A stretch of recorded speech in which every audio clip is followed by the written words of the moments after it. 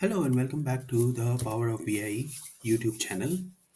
And in this channel, we are covering all the aspects of Power BI, SQL, and other data analytics tool.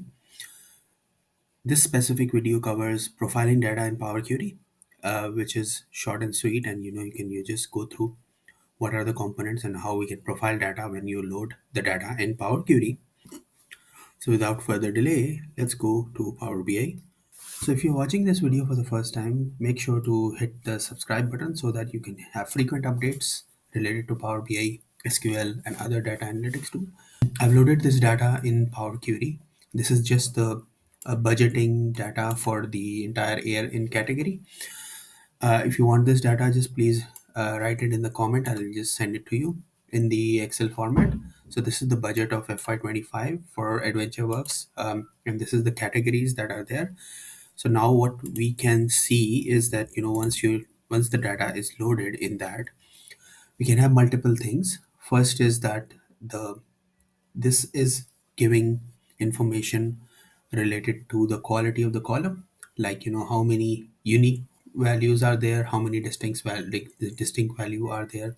So this menu, we can always go to the the view menu to showcase the column distribution in that, and this is basically showing all the details about how many unique values are there and how many distinct values are there, and what are the options in a graphical way.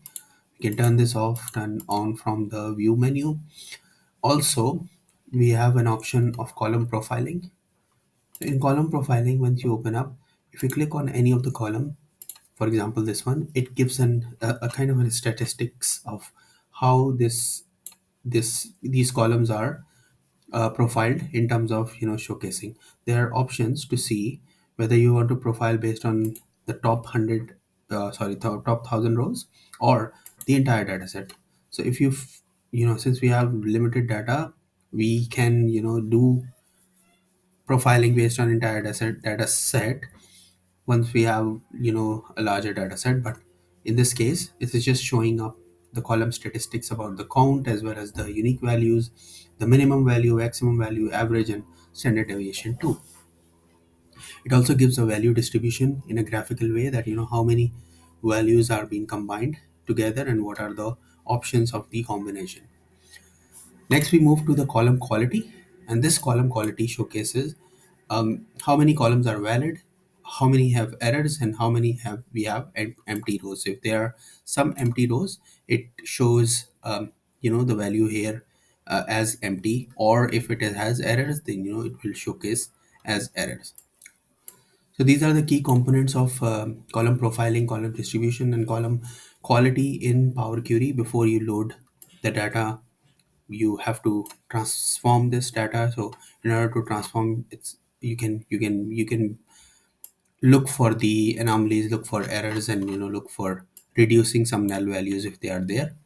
So this is it.